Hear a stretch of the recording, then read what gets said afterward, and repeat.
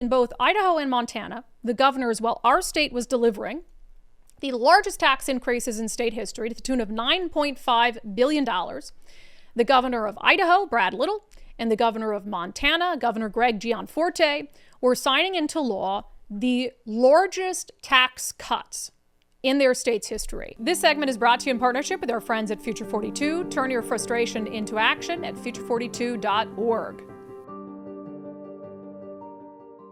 I mean, I'm not going to move. I'm not moving to Idaho. I'm not moving to Montana. I love both places. But to be going through this whole whirlwind of, oh my gosh, all the budget issues here, $16 billion budget deficit, $9.5 billion in new taxes, and then to see the headlines out of Idaho and Montana, it's depressing. Like, what have they figured out that we can't figure out? I guess I don't understand it.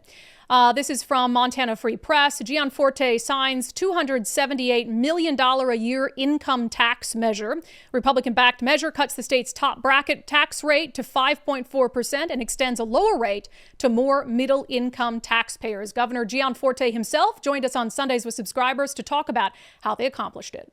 Since I've come into office a little over 4 years ago, we've reduced our income tax rate 3 times.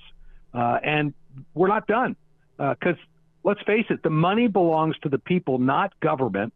We've been fiscally responsible. We haven't grown state spending. And as a result, we've been able to lower taxes every legislative session.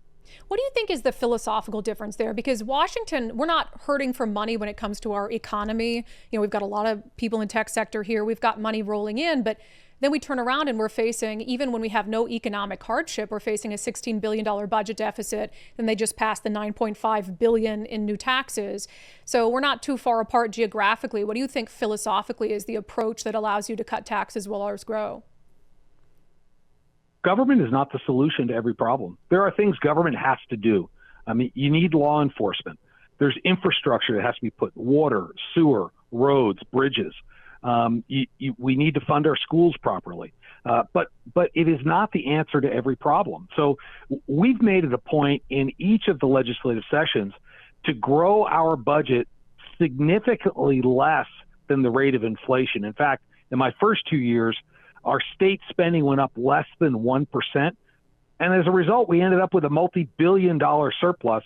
We sent a check for almost $4,000 back to every Montana family in the form of rebates and reduced the long-term permanent tax rate as well. We've cut the top income tax rate by 1.5 full percentage points since I've come into office, and we're not done. I think we can do more. Adam Smith originally said the purpose of government is, first, make and enforce the laws, and let's keep it simple. It's like, you steal my stuff, somebody has to come and take you and put you in jail. Secondly, infrastructure. Thirdly, national defense, which is mostly a federal obligation. We have an obligation in education. Milton Friedman added a fourth one. We really inherited it from the FDR administration, the Great Society last century, that a social welfare system to support people that can't take care of themselves. The problem is people want to extend that social safety net to everybody and their brother. And if everybody climbs on it, as Margaret Thatcher said, you just run out of other people's money. Yeah. So we've limited these services to just the people that need it, and then it'll be there for them, and it doesn't burden the hardworking people that are bringing a paycheck home every week. Yeah, at the same time, I think Democrats might, playing devil's advocate. So your state, Idaho, also did the largest income tax cut that they've had in state history. But we don't even have an income tax here. So our income tax is lower than yours and it's lower than Idaho. It's zero. But at the same time, then they make up for it with all these regressive taxes that hurt the working class the most.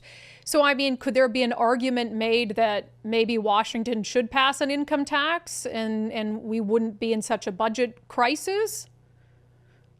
I'll give you my view. I think every tax is like a tapeworm. If you swallow a new tapeworm, it will expand to consume every available resource it can find. We don't have a sales tax in Montana. So we have a different structure, but government has to live within its means because ultimately, as a result of our policies in reducing taxes, we have more people working than ever before. We had the second fastest wage growth in the country over the last 4 years. In fact, Montana was one of only 2 states in the country where wage growth exceeded inflation over the last 4 years. And it's directly related to this philosophical view that you work for it, it's your money, you should keep it.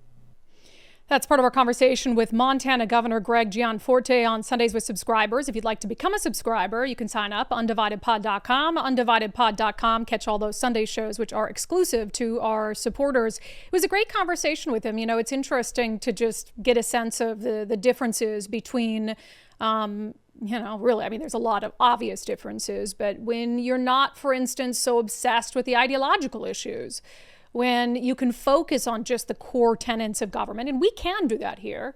We should be doing that here. We absolutely can be doing that here. But think of how much time this legislative session was focused on helping illegal aliens, get early pardons to make it less likely that they're deported, to get help with legal services if they're facing deportation, individual, stuff around transgender rights and all of this. I mean, they want to fight these ideological battles here because they don't want to focus on the bare bones of government because it doesn't allow them to tax as much.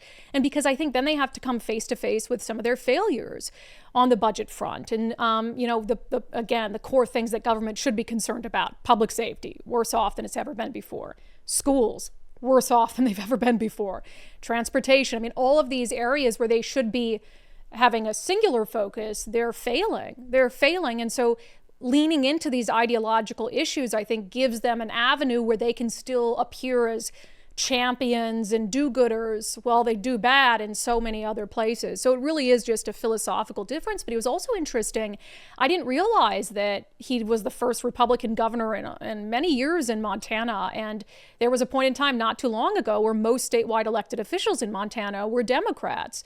And so they've seen this real change where now I think of Montana, I think red, red, red. And that's just hasn't been the case. And they have some blue pockets. We talked about this too. They have some blue pockets, certainly in Montana, where some of these culture war issues pop up from time to time. But to be able to focus on just what government should be delivering, not what people want maybe from the government, has allowed them to make a tax cut there that's going to be pretty significant for their citizens. So a little bit jealous. Still not going to move there, going to continue to fight for Washington State. But it's interesting to know that it can be done. And as much as they complain about Donald Trump here and what he's doing to our budget and tariffs, clearly there's other states that are able to weather it just fine and deliver tax relief to their citizens. That segment was brought to you in partnership with our friends at Future 42. Speaking of fighting for the state of Washington and to try to turn things around, that's exactly what future42.org is doing all the time. So sign up for their newsletter, be alerted to opportunities to get involved. Future42.org.